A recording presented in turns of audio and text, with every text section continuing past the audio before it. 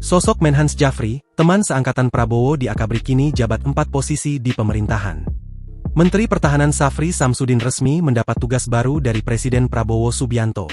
Mulai Selasa, 9 September 2025, Safri ditunjuk sebagai Menteri Koordinator Bidang Politik dan Keamanan ad interim. Dalam pernyataannya di Gedung Kemenko Polkam Jakarta, Safri menegaskan dirinya langsung bekerja setelah menerima mandat tersebut. Hari ini, saya sebagai Menko Polkam ad interim memberikan pengarahan kepada pejabat utama dan staf ahli di Kemenko Polkam, kata Safri, Selasa, 9 September 2025. Diketahui, istilah ad interim berasal dari bahasa Latin yang berarti sementara.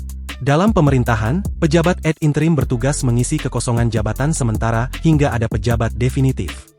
Meski sementara, wewenang yang diemban sama besarnya dengan menteri penuh, mulai dari pengambilan keputusan, koordinasi lintas kementerian, hingga kebijakan strategis.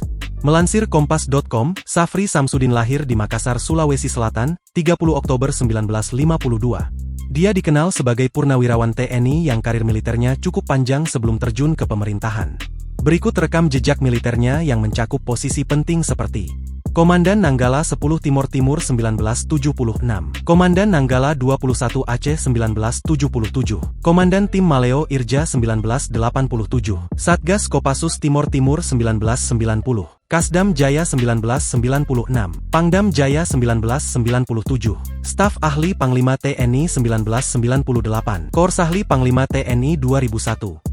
Setelah pensiun dari militer, Safri masuk ke pemerintahan dan menduduki sejumlah jabatan strategis yakni Sekretaris Jenderal Kementerian Pertahanan RI 2005, Wakil Menteri Pertahanan RI 2010 hingga 2014, Menteri Pertahanan RI 2024 hingga 2029, Menko Polkam ad interim 2025. Dengan ditunjuknya Safri sebagai Menko Polkam ad interim, kini teman satu angkatan Prabowo di Akademi Angkatan Bersenjata Republik Indonesia itu menduduki 4 jabatan di pemerintahan. Pertama adalah sebagai Menteri Pertahanan di Kabinet Merah Putih. Pelantikan Safri sebagai Menhan dilakukan Prabowo pada Senin, 21 Oktober 2024.